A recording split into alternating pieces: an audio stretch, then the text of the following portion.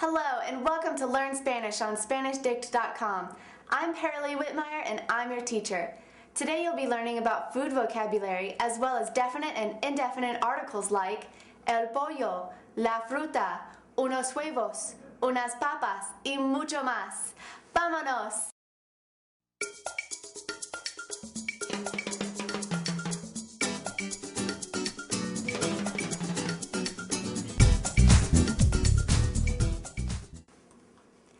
Another great reason to learn a new language is so that you have an excuse to eat all the food in a native setting. Food really brings people together and gets them talking. So let's learn some food vocabulary as well as how to say the, a, some, and a few. These words are really important, especially when it comes to ordering in a restaurant. As you have seen in the past few lessons, nouns can be masculine or feminine. Some nouns are easy, like men and boys are masculine, and women and girls are feminine. But what about an egg or a potato? How do you know if it's masculine or feminine? Do you remember how the adjectives that end in an O are masculine and adjectives that end in an A are feminine? The same rule applies to most nouns. Let's take a look. The word for egg is huevo, and it ends in an O, so that means that it's masculine. The word for potato is papa and ends in an A, so that means it's feminine. Now, nouns don't like to be alone in Spanish, so they usually carry around something that you call an article. So instead of huevo, you're going to have el huevo. El huevo can mean the egg or simply just egg. Huevo is also masculine and singular. That makes el the masculine and singular definite article. Now, papa is feminine and singular, so its definite article is different. Instead of el, you use la.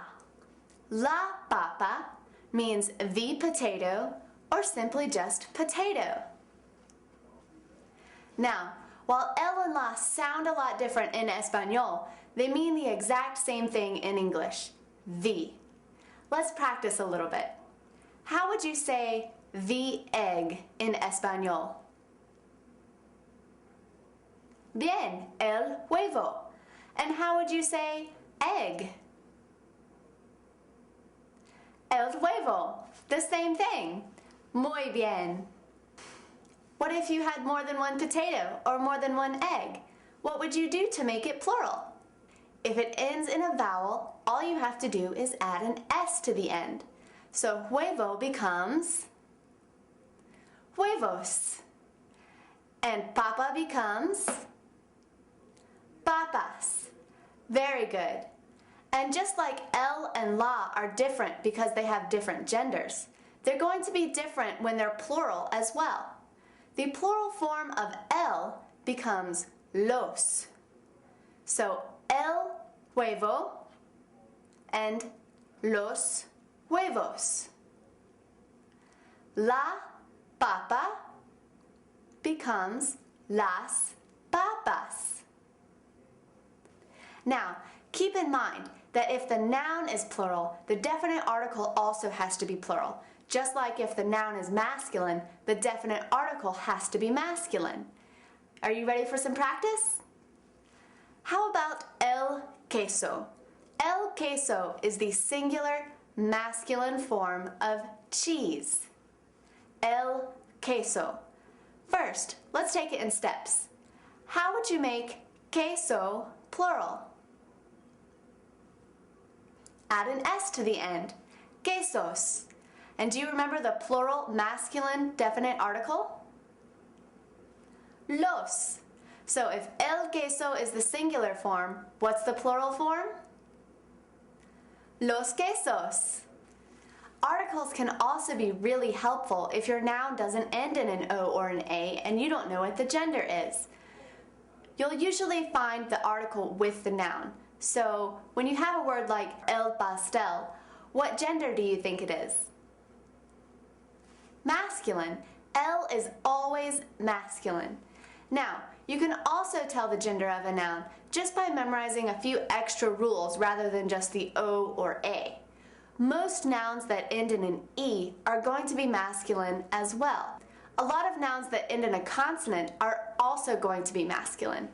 You can check out more gender rules at the Spanish reference, but we'll talk about that later. Now, let's try el pastel. Do you remember how to make words plural that end in a consonant? You add es. So what is the plural form of el pastel? Los pasteles. Perfecto. One more, just for good measure. How would you make el cereal plural? Los cereales. Muy bien. Repasemos. There are 4 definite articles, one each for singular and plural, masculine and feminine. Can you tell me what they are? What is the singular masculine definite article? El. And the singular feminine? La. What about plural masculine? Los. And what about plural feminine? Las. Every single one of these words means the. So don't get tricked by the fact that there are 4 forms in Espanol. Okay, I think we've pretty much covered the definite articles. Let's take a peek at some indefinite articles. If you didn't want the potato or the egg, but instead you wanted a potato or an egg, you would use an indefinite article. There are 4 indefinite articles, just like there are 4 definite articles, one each for singular, plural, feminine, and masculine. Let's look at a few examples. Okay, here we have a fish.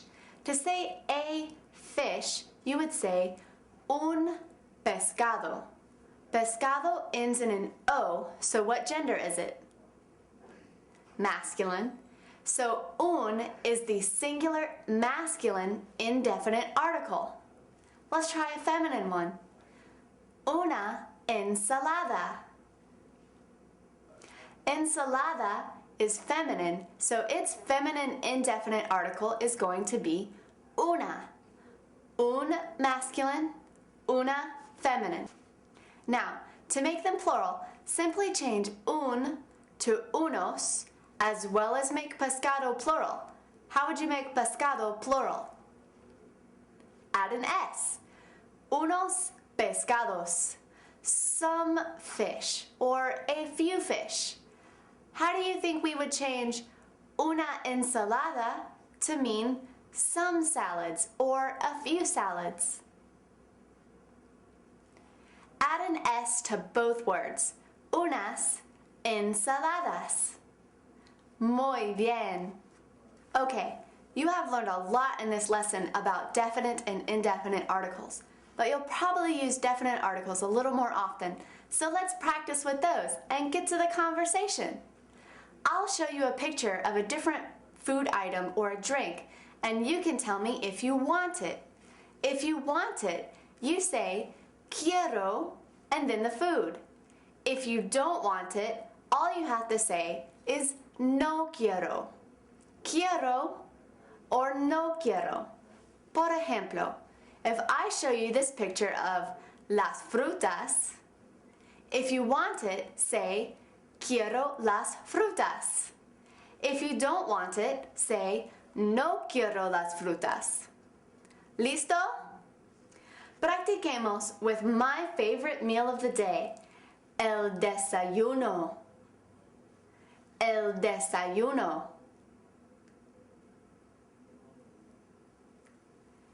El jugo de naranja. El jugo de naranja.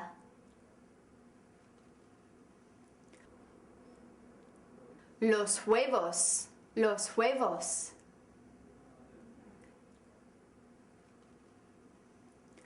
El cereal. El cereal.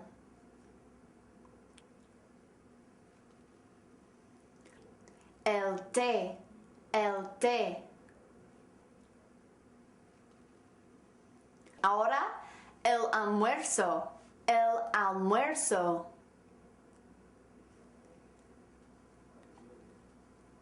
La sopa. La